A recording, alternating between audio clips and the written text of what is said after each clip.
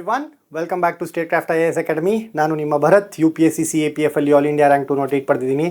So ಇವತ್ತು ನಾವು ಎರಡನೇ ಕ್ಲಾಸನ್ನು ಮಾಡ್ತಾ ಇದ್ದೀವಿ ಈ ಒಂದು ಲ್ಯಾಂಡ್ ಸರ್ವೇಯಿಂಗ್ ಅನ್ನುವಂತಹ ಟಾಪಿಕ್ ಮೇಲೆ. ಸೊ ಲ್ಯಾಂಡ್ ಸರ್ವೇಯರ್ಗೆ ಬಹಳ ಇಂಪಾರ್ಟೆಂಟ್ ಇರುತ್ತೆ, ಆಲ್ರೆಡಿ ಹೇಳಿದ್ದೀನಿ ನಾನು ಮೊದಲನೇ ಕ್ಲಾಸಲ್ಲಿ. ಹಾಗೆ ಮೊದಲನೇ ಕ್ಲಾಸಲ್ಲಿ ಏನು ಮಾಡಿದ್ವಿ, ಫೋಟೋಗ್ರಾಮೆಟ್ರಿಯ ಇಂಟ್ರೊಡಕ್ಷನನ್ನು ನಾವು ನೋಡಿದ್ವಿ. ಹಾಗೆ ಫೋಟೋಗ್ರಾಮೆಟ್ರಿಯಲ್ಲಿ ಬಳಕೆಯಾಗುವಂತಹ ತಂತ್ರಜ್ಞಾನ ಅಂದರೆ ಮೆಥಡಾಲಜಿ ಏನು, ಪ್ರಿನ್ಸಿಪಲ್ ಏನು, ಯಾವ ರೀತಿ ಫೋಟೋಗ್ರಾಮೆಟ್ರಿಯಲ್ಲಿ ನಾವು ಯೂಸ್ ಮಾಡ್ಕೊತೀವಿ, ಯಾವ ಟೆಕ್ನಾಲಜಿಯನ್ನು ಯೂಸ್ ಮಾಡ್ತೀವಿ, ಇದನ್ನೆಲ್ಲ ನಾವು ಲಾಸ್ಟ್ ಕ್ಲಾಸಲ್ಲಿ ನೋಡಿದ್ದೀವಿ. ಹಾಗೆ ಫೋಟೋಗ್ರಾಮೆಟ್ರಿಯಿಂದ ಏನೇನನ್ನು ಮಾಡ್ಬೋದು, ನಾವು ಹೈಟನ್ನು ಕಂಡುಹಿಡಿಬೋದು, ಡಿಸ್ಟೆನ್ಸನ್ನು ಕಂಡುಹಿಡಿಬೋದು, ಏರಿಯಾವನ್ನು ಕಂಡುಹಿಡಿಬೋದು, ಲೊಕೇಶನನ್ನು ಕಂಡುಹಿಡಿಬೋದು, ಇದೆಲ್ಲವನ್ನು ವಾಲ್ಯೂಮನ್ನು ಕಂಡುಹಿಡಿಬೋದು, ಹೌದಲ್ವಾ? ಸೊ ಅದನ್ನೆಲ್ಲ ನಾವು ಲಾಸ್ಟ್ ಕ್ಲಾಸಲ್ಲಿ ನೋಡಿದ್ವಿ. ಇವಾಗ what are the types of photogrammetry ಎನ್ನುವಂಥದ್ದನ್ನು ನೋಡೋಣ. ಟೈಪ್ಸ್ ಆಫ್ ಫೋಟೋಗ್ರಾಮೆಟ್ರಿ ಅಂದರೆ ಫೋಟೋಗ್ರಾಮೆಟ್ರಿಯಲ್ಲಿ ಇರುವಂತಹ ವಿಧಗಳು. ಸೊ ಟೈಪ್ಸನ್ನು ನೋಡಿದಾಗ ನಮಗೆ ಮೊದಲನೇದಾಗಿ ಬರುವಂಥದ್ದು ಟೆರೆಸ್ಟ್ರಿಯಲ್ ಫೋಟೋಗ್ರಫಿ. ಹೆಸರಲ್ಲೇ ಇದೆ ನೋಡಿ, ಟೆರೆಸ್ಟ್ರಿಯಲ್ ಅಂದರೆ ಏನು? ಸೊ ಟೆರೆಸ್ಟ್ರಿಯಲ್ ಆರ್ಗ್ಯಾನಿಸಮ್ಸ್ ಅಂತ ಅಂತೀವಿ. ನಾವು ಏನಕ್ಕೆ ಅಂತೀವಿ? ಟೆರೆಸ್ಟ್ರಿಯಲ್ ಪ್ಲಾನೆಟ್ಸ್, ಟೆರೆಸ್ಟ್ರಿಯಲ್ ಆರ್ಗ್ಯಾನಿಸಮ್ ಅಂದರೆ ಟೆರೆಸ್ಟ್ರಿಯಲ್ ಅನ್ನುವಂಥದ್ದು ಗ್ರೌಂಡನ್ನು ಸಜೆಸ್ಟ್ ಮಾಡುತ್ತೆ. ಏನನ್ನು ಸಜೆಸ್ಟ್ ಮಾಡುತ್ತೆ? ಗ್ರೌಂಡನ್ನು. ಸೊ ಒಂದು ಫೋಟೋಗ್ರಾಮೆಟ್ರಿಯನ್ನು ಗ್ರೌಂಡ್ ಮೇಲೆ ನಿಂತ್ಕೊಂಡು ಮಾಡಿದ್ರೆ ಅದನ್ನು ಟೆರೆಸ್ಟ್ರಿಯಲ್ ಫೋಟೋಗ್ರಫಿ ಅಂತ ಕರಿತೀವಿ. ಅಂದರೆ ಈ ಒಂದು ಫೋಟೋಗ್ರಫಿ ಮೆಥಡಲ್ಲಿ ಕ್ಯಾಮ್ರಾ ಎಲ್ಲಿರುತ್ತೆ? ಕ್ಯಾಮ್ರಾ ಭೂಮಿಯ ಮೇಲೆ ಇರುತ್ತೆ. ಅರ್ತ್ ಮೇಲೆ ಕ್ಯಾಮ್ರಾವನ್ನು ಇಟ್ಟು ಫೋಟೋವನ್ನು ತೆಗೆದು ಅದರಿಂದ ಮೆಜರ್ಮೆಂಟ್ ಮಾಡಿದ್ರೆ ಅದನ್ನು ಏನಂತ ಕರಿತೀವಿ? ಟೆರೆಸ್ಟ್ರಿಯಲ್ ಫೋಟೋಗ್ರಫಿ ಅಂತ ಕರಿತೀವಿ, ಫೋಟೋಗ್ರಾಮೆಟ್ರಿ ಅಂತ ಕರಿತೀವಿ. ಓಕೆ, ಸೊ ಈ ಒಂದು ಇಮೇಜನ್ನು ನೋಡಿದ್ರೆ ನಿಮ್ಗೆ ಗೊತ್ತಾಗುತ್ತೆ ಕ್ಯಾಮ್ರಾ ಎಲ್ಲಿದೆ ನೋಡಿ, ಕ್ಯಾಮ್ರಾ ಗ್ರೌಂಡ್ನಲ್ಲಿದೆ. ಸೊ ನಾವಿಲ್ಲಿ ಏನನ್ನು ಅಳತೆ ಮಾಡ್ತಾ ಇದ್ದೀವಿ? ಡ್ಯಾಮ್ನ ಉದ್ದವನ್ನು ಅಳತೆ ಮಾಡಬೇಕಂದ್ರೆ ನಾವು ಕ್ಯಾಮ್ರಾವನ್ನು ಏನು ಮಾಡ್ತೀವಿ? ಇಲ್ಲಿಂದ ಫೋಟೋಗಳನ್ನು ತೆಗಿತೀವಿ. ಓಕೆ, ಸೊ ಚಿಕ್ಕದಾದಂಥದ್ದು ಏನಾದರೂ ವಸ್ತುವನ್ನು ನಾವು ಮೆಜರ್ ಮಾಡಬೇಕಂತಂದರೆ ground photogrammetry is enough. So ಒಂದು ಚಿಕ್ಕ ನ್ಯಾರೋ ಸ್ಪೇಸನ್ನು ಮಾಡಬೇಕಾದಾಗ, ಸೊ ಇದರ ಪ್ಲ್ಯಾಟ್ಫಾರ್ಮ್ ಏನು? ಕ್ಯಾಮ್ರಾ ಆನ್ ಗ್ರೌಂಡ್ ಅಥವಾ ಟ್ರೈಪಾಡ್. ಕ್ಯಾಮ್ರಾಗೆ ಒಂದು ಟ್ರೈಪಾಡ್ಗೆ ಒಂದು ಕ್ಯಾಮ್ರಾವನ್ನು ಫಿಕ್ಸ್ ಮಾಡಿ ಗ್ರೌಂಡ್ ಮೇಲೆ ಇಟ್ಟು ಫೋಟೋವನ್ನು ಹಿಡಿಯುವಂಥದ್ದು. ಸೊ ಇದರ ಕವರೇಜ್ ಎಷ್ಟಿರುತ್ತೆ sir? It is a very small area. ಅಂದರೆ ಇಲ್ಲಿ ನಿಂತ್ಕೊಂಡು ಒಂದು ಫೋಟೋವನ್ನು ಹಿಡಿದ್ರೆ ಮೋಸ್ಟ್ ಪ್ರಾಬಬ್ಲಿ ಈ ರೂಮನ್ನು ಅಳತೆಯನ್ನು ಮಾಡ್ಬೋದು. ನಾನು ಒಂದು ಚಿಕ್ಕದಾದ ಏರಿಯಾವನ್ನು ನಾನು ಮೆಜರ್ ಮಾಡಬೇಕು, ಅಳತೆ ಮಾಡಬೇಕು ಅಂತಂದರೆ ನಾನು ಯಾವುದನ್ನು ಬಳಸ್ಬೋದು? ಟೆರೆಸ್ಟ್ರಿಯಲ್ ಫೋಟೋಗ್ರಾಮೆಟ್ರಿಯನ್ನು ಬಳಸ್ಬೋದು. ಸರ್ ಎಲ್ಲಿಗೆ ಯೂಸ್ ಆಗುತ್ತೆ ಸರ್? ಒಂದು ಬಿಲ್ಡಿಂಗನ್ನು ಅಂದ್ಕೊಳ್ಳಿ. ಸೊ ನೀವು ಇವಾಗ ಒಂದು ಬಿಲ್ಡಿಂಗನ್ನು ಮೆಜರ್ ಮಾಡಬೇಕು, ಒಂದು 4 ಫ್ಲೋರ್ ಇರುವಂತಹ ಬಿಲ್ಡಿಂಗನ್ನು ಮೆಜರ್ ಮಾಡಬೇಕಂದ್ರೆ ಏನು ಮಾಡ್ತೀರಾ? Terrestrial photography is enough. ಒಂದು ಮರವನ್ನು ಅಳತೆ ಮಾಡಬೇಕು ಅಥವಾ ಒಂದು ಸೈಟನ್ನು ಅಳತೆ ಮಾಡಬೇಕು ಅಂತಂದರೆ ಏನಾಗುತ್ತೆ? Terrestrial photography is more than enough ಆಗುತ್ತೆ. ಸ್ಮಾಲ್ ಏರಿಯಾನ ಕ್ಯಾಪ್ಚರ್ ಮಾಡುವಂಥದ್ದು ಟೆರೆಸ್ಟ್ರಿಯಲ್ ಫೋಟೋಗ್ರಾಮೆಟ್ರಿಯಲ್ಲಿ. ಸೊ ಇದರ ಅಪ್ಲಿಕೇಶನ್ಸ್ ಏನಾಗುತ್ತೆ? ನಾನು ಆಲ್ರೆಡಿ ಹೇಳಿದಾಗೆ ಬಿಲ್ಡಿಂಗ್ಸ್ಗಳನ್ನು, ಡ್ಯಾಮ್ಸ್ಗಳನ್ನು, ಟನಲ್ಸ್ಗಳನ್ನು, ಬ್ರಿಡ್ಜಸ್ಗಳನ್ನು, ಸೇತುವೆಗಳನ್ನು, ಹಾಗೆ ಆಕ್ಸಿಡೆಂಟ್ ಇನ್ವೆಸ್ಟಿಗೇಷನ್. ಏನೋ ಒಂದು ಆಕ್ಸಿಡೆಂಟ್ ಆಗಿರುತ್ತೆ, ಆ ಆಕ್ಸಿಡೆಂಟ್ ಹೇಗಾಯಿತು, ಯಾವ ಥರ ಆಯಿತು, ಎಲ್ಲಿಂದ ಯಾರು ಬಂದರು, ಇದನ್ನೆಲ್ಲ ನೋಡುವಂಥದ್ದಕ್ಕೆ ನಾವು ಟೆರೆಸ್ಟ್ರಿಯಲ್ ಫೋಟೋಗ್ರಾಮೆಟ್ರಿಯನ್ನು ಯೂಸ್ ಮಾಡ್ಕೋಬೋದು. ಒಟ್ಟಿನಲ್ಲಿ ನನಗೆ ಚಿಕ್ಕದಾದ ಏರಿಯಾ ಇದ್ದರೆ, ಚಿಕ್ಕದಾದ ವಿಸ್ತೀರ್ಣವಿದ್ದರೆ ಆವಾಗ ನಾನು ಯಾವ ವಿಧವಾದ ಫೋಟೋಗ್ರಾಮೆಟ್ರಿಗೆ ಹೋಗ್ತೀನಿ? ಟೆರೆಸ್ಟ್ರಿಯಲ್ ಫೋಟೋಗ್ರಾಮೆಟ್ರಿಗೆ ಹೋಗ್ತೀನಿ. ಅದೇ ಒಂದು ವೇಳೆ ನನ್ನ ಏರಿಯಾ ದೊಡ್ಡದಾಗ್ತಿದ್ರೆ, ನನ್ನ ವಿಸ್ತೀರ್ಣ ದೊಡ್ಡದಾಗ್ತಿದೆ, ಈಗ ಫಾರ್ ಎಕ್ಸಾಂಪಲ್ ನಾನು ಒಂದು ಊರನ್ನು ಅಳತೆ ಮಾಡಬೇಕು, ಒಂದು ಫ್ಲಡ್ ಆಗಿರುತ್ತೆ, ಆ ಫ್ಲಡ್ಡನ್ನು ಅಳತೆ ಮಾಡಬೇಕು, ಎಷ್ಟು ಏನು ಲ್ಯಾಂಡ್ ಸಬ್ಮರ್ಜ್ ಆಗಿದೆ ಆ ಒಂದು ಫ್ಲಡ್ಸಲ್ಲಿ ಅನ್ನುವಂಥದ್ದು, ಎಷ್ಟು ಲ್ಯಾಂಡು ನೀರಲ್ಲಿ ಮುಳುಗೋಗಿದೆ ಅನ್ನುವಂಥದ್ದನ್ನು ಸರ್ವೆ ಮಾಡಬೇಕು. ಅದಕ್ಕೆ ನಾನು ಏನನ್ನು ಬಳಸ್ತೀನಿ? ಏರಿಯಲ್ ಫೋಟೋಗ್ರಾಮೆಟ್ರಿಯನ್ನು ಬಳಸ್ತೀನಿ. ಸೊ ಒಂದು ಊರನ್ನು ಅಥವಾ ಒಂದು ದೊಡ್ಡದಾದ ಜಾಗವನ್ನು ಅಳತೆ ಮಾಡಬೇಕಂದಾಗ ನಾನು ಏನು ಮಾಡ್ತೀನಿ? ಏರಿಯಲ್ ಫೋಟೋಗ್ರಾಮೆಟ್ರಿಯನ್ನು ಯೂಸ್ ಮಾಡ್ತೀನಿ. ಇದರ ಕವರೇಜ್ ಎಷ್ಟಿರುತ್ತೆ? ಮೀಡಿಯಮ್ ಟು ಲಾರ್ಜ್ ಏರಿಯಾ ಇರುತ್ತೆ. ಸೊ ಇದಕ್ಕೆ ಬಳಕೆ ಆಗುವಂತಹ ಉಪಕರಣಗಳು ಏನೇನು? ಡ್ರೋನ್.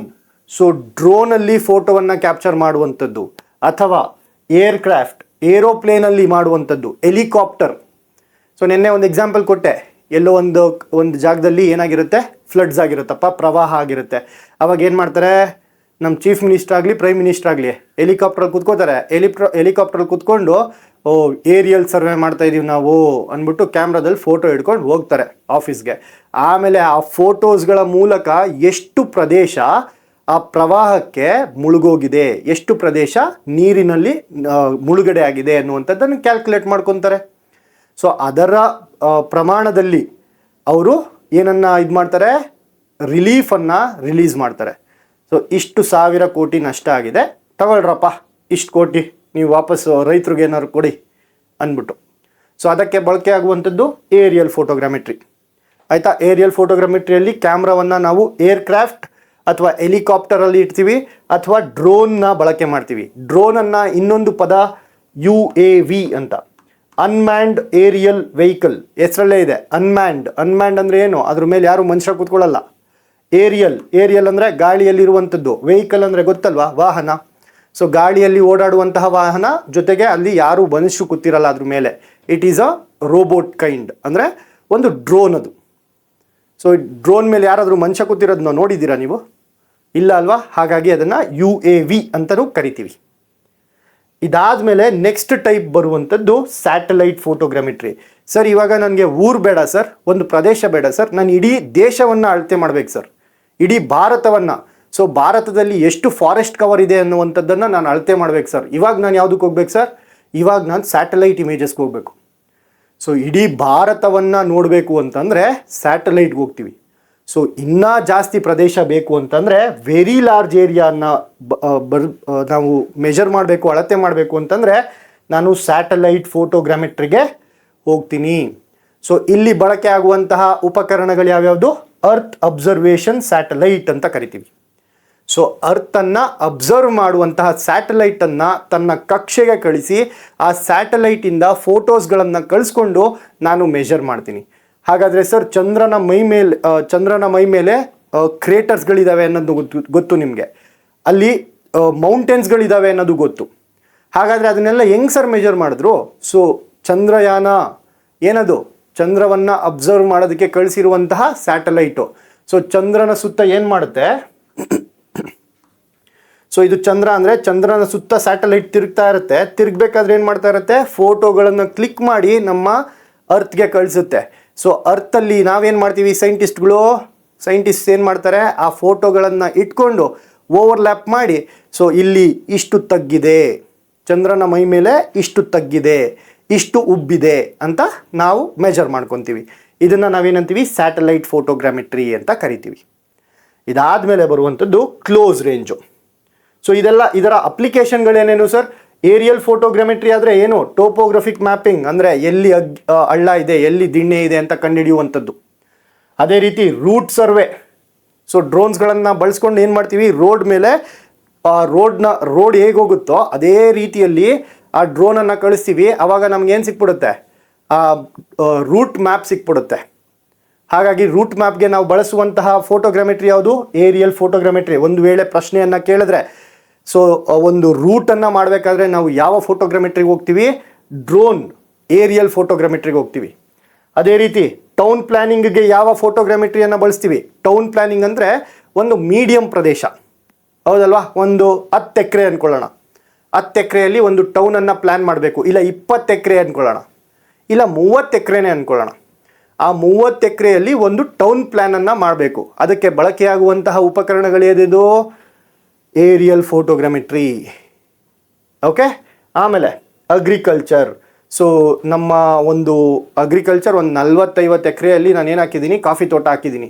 ಆ ಕಾಫಿ ತೋಟವನ್ನು ಅಳತೆ ಮಾಡಬೇಕು, ಅಥವಾ ಎಲ್ಲಿ ರೋಗ ಬಂದಿದೆ, ಯಾವುದಕ್ಕೆ ಜಾಸ್ತಿ ನೀರನ್ನು ಹಾಕಬೇಕು, ಎಲ್ಲಿ ಜಾಸ್ತಿ ಒಣಗೋಗಿದೆ, ಇದನ್ನೆಲ್ಲ ನಾನು ಹೇಗೆ ಮೆಜರ್ ಮಾಡ್ಬೋದು? ಏರಿಯಲ್ ಫೋಟೋಗ್ರಾಮೆಟ್ರಿಯ ಮೂಲಕ. ಅರ್ಥ ಆಯ್ತಾ? ಕ್ರೌಡ್ ಕಂಟ್ರೋಲ್ಗೂ ಮಾಡ್ತಾ ಇದ್ದಾರೆ ಈ ನಡುವೆ ಏರಿಯಲ್ ಫೋಟೋಗ್ರಾಮೆಟ್ರಿಯನ್ನು. ಸೊ ಹಲವಾರು ಲಕ್ಷಾಂತರ ಜನ ಸೇರಿಕೊಂಡಾಗ ಏನು ಮಾಡ್ತಾರೆ, ನೀವೆಲ್ಲ ನೋಡಿರ್ತೀರ, ಮದುವೆಗಿದ್ವೆಲೆಲ್ಲ ಡ್ರೋನೆಲ್ಲ ಇದು ಮಾಡ್ತಾ ಇರ್ತಾರೆ. ಸೊ ಆ ಮದುವೆಯಲ್ಲಿ ಆಗೋದು ಬೇರೆ, ಸುಮ್ಮನೆ ಕ್ಯಾಪ್ಚರ್ ಮಾಡಬೇಕು ಅಂತ. ಬಟ್ ಅದನ್ನೇ ಕ್ರೌಡ್ ಕಂಟ್ರೋಲ್ ಮಾಡಬೇಕಂದ್ರೆ ಲಕ್ಷಾಂತರ ಜನ ಸೇರಿಕೊಂಡಾಗ ಡ್ರೋನ್ಸ್ನಲ್ಲಿ ಸರ್ವೇಲೆನ್ಸ್ನ ಕೂಡ ಮಾಡ್ತಾರೆ. ಆವಾಗ ಇಮೇಜಸನ್ನು ತೆಗೆದು ಎಲ್ಲಿ ಎಷ್ಟು ಜನ ಬಂದಿದ್ರು ಇವನ್ನೆಲ್ಲ ಮೆಜರ್ ಮಾಡುವಂಥದ್ದು. ಅರ್ಥ ಆಯ್ತಾ? ಆಮೇಲೆ ಸ್ಯಾಟಲೈಟ್ ಫೋಟೋಗ್ರಾಮೆಟ್ರಿಯನ್ನು ಎಲ್ಲಿಗೆ ನಾವು ಮೆಜರ್ ಮಾಡ್ತೀವಿ? ಎಲ್ಲಿ ಸ್ಟೇಟ್ ಅಥವಾ ನ್ಯಾಷನಲ್ ಮ್ಯಾಪಿಂಗ್. ನಾನು ಹೇಳಿದೆ ಅಲ್ವಾ, ಇಡೀ ಇಂಡಿಯಾವನ್ನು ನೋಡಬೇಕು, ನಾನು ಇಡೀ ಕರ್ನಾಟಕವನ್ನು ನೋಡಬೇಕು ಅಂತಂದಾಗ ನಾನು ಸ್ಯಾಟಲೈಟ್ಗೆ ಹೋಗ್ತೀನಿ. ಅದಾದಮೇಲೆ ಲ್ಯಾಂಡ್ ಯೂಸ್, ಫಾರೆಸ್ಟ್, ಎಲ್ಲಿ ಯಾವ ಪರ್ಟಿಕ್ಯುಲರ್ ಪ್ರದೇಶದಲ್ಲಿ ಏನನ್ನು ಮಾಡ್ತಾ ಇದ್ದಾರೆ. ಅಂದರೆ ಈ ಪ್ರದೇಶದಲ್ಲಿ ಇಂಡಸ್ಟ್ರೀಸ್ ಇದ್ದಾವೆ, ಈ ಪ್ರದೇಶದಲ್ಲಿ ಅಗ್ರಿಕಲ್ಚರ್ ಇದೆ. ಸೊ ನಮ್ಮ ಭಾರತ, ನಮ್ಮ ಕರ್ನಾಟಕ ಅಂತ ಅಂದ್ಕೊಳ್ಳೋಣ, ಕರ್ನಾಟಕದ ಮ್ಯಾಪ್ ಈ ಥರ ಇದ್ದರೆ, ಸೊ ಕರ್ನಾಟಕದಲ್ಲಿ ಎಲ್ಲಿ ಜಾಸ್ತಿ ಇಂಡಸ್ಟ್ರಿಗಳಿದ್ದಾವೆ, ಯಾವುದು ಕೋಸ್ಟಲ್ ಏರಿಯಾ ಯಾವುದು, ಇದನ್ನೆಲ್ಲ ಲ್ಯಾಂಡ್ ಯೂಸ್ ಯಾವ ಥರ ಯೂಸ್ ಆಗ್ತಿದೆ ನಮ್ಮ ಭೂಮಿ, ಇದನ್ನೆಲ್ಲ ನಾವು ಮ್ಯಾಪ್ ಮಾಡೋದಕ್ಕೆ ಯಾವುದನ್ನು ಬಳಸ್ಕೊತೀವಿ, ಸ್ಯಾಟಲೈಟ್ ಫೋಟೋಗ್ರಮೆಟ್ರಿಯನ್ನು ಬಳಸ್ಕೊತೀವಿ. ಹಾಗೆ ಡಿಸಾಸ್ಟರ್ ಮ್ಯಾನೇಜ್ಮೆಂಟ್.